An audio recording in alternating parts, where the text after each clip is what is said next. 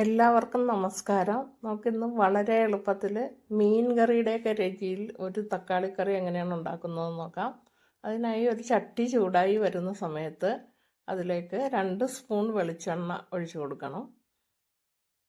വെളിച്ചെണ്ണ എല്ലാം നന്നായി ചൂടായി വരുമ്പം 1 സ്പൂൺ കടുക് ചേർത്ത് കൊടുക്കാം.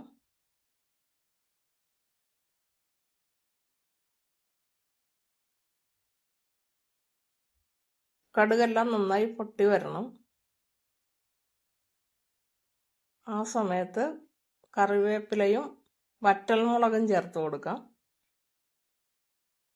2 വറ്റൽമുളകും കുറച്ച് കറിവേപ്പിലയുമാണ് ചേർത്ത് കൊടുത്തിരിക്കുന്നത്. ഇനി നമുക്ക് ഇതിൽ നിന്ന് കുറച്ച് കറിവേപ്പിലയും വറ്റൽമുളകും മാറ്റി വെക്കാം. അത് പിന്നീട് അവസാനം താളിക്കാൻ വേണ്ടിയിട്ടാണ്. അതിനുശേഷം ഒരു ചെറിയ സവോള നീളത്തിൽ അരിഞ്ഞു വെച്ചതും ഒരു പച്ചമുളകും ചേർത്ത് കൊടുക്കണം. എന്നിട്ട് നന്നായി വഴറ്റണം.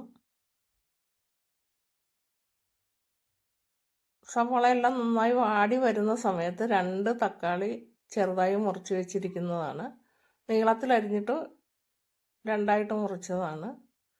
ആ തക്കാളിയും കൂടെ ചേർത്ത് നന്നായിട്ട് ഇളക്കി കൊടുക്കണം.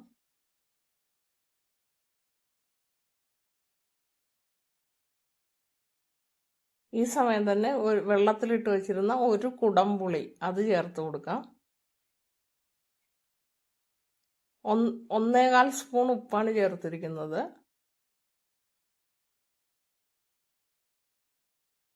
ഒരു സ്പൂൺ മുളക് പൊടി, 1 സ്പൂൺ പിരിയൻ മുളക് പൊടി, 1 സ്പൂൺ മല്ലിപ്പൊടി, ഇത്രയും ചേർത്ത് നന്നായിട്ട് ഇളക്കണം. പൊടിയുടെ ആ പച്ചമണം എല്ലാം മാറി വരുന്നത് വരെ നമുക്ക് വഴറ്റാം. അതിനുശേഷം നല്ല കട്ടിയുള്ള തേങ്ങാപ്പാൽ ചേർത്ത് കൊടുക്കണം.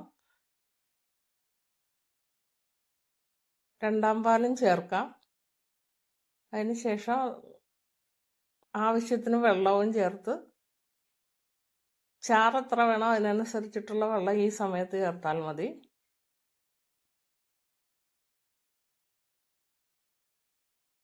എന്നിട്ട് തിളച്ച് വരുന്നത് വരെ നമുക്ക് നന്നായി ഇളക്കി കൊടുക്കാം. അതിനുശേഷം ഒരു 5 മിനിറ്റ് മൂടി വെച്ച് വേവിക്കണം. തക്കാളി ആയതുകൊണ്ട് വേഗം വെന്ത് വരും. തീ സിമ്മിലിട്ട് വേവിച്ചാൽ മതി.